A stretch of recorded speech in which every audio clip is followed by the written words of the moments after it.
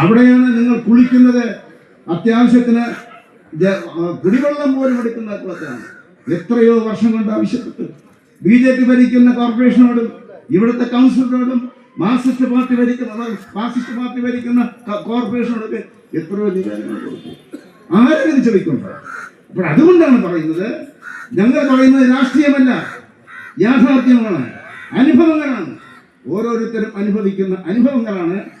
ഈ അനുഭവങ്ങളെ സംസ്ഥാന വ്യാപകമായി സന്ദേശം അറിയിക്കുക എന്ന ലക്ഷ്യമിട്ടുകൊണ്ടാണ് ദളിത് കോൺഗ്രസ് ഈ ദൗത്യം ഇവിടെ ആരംഭിക്കുന്നത്. ഇവിടെ ഇത് കഴിഞ്ഞാൽ ഞങ്ങൾ ബ്ലോക്ക് തലത്തിൽ തയ്യാറായിരിക്കുകയാണ്. മറ്റന്നാൾ ബ്ലോക്ക് തലത്തിലുള്ള കുടുംബ സംഘടന സംഘടിപ്പിക്കുന്നു.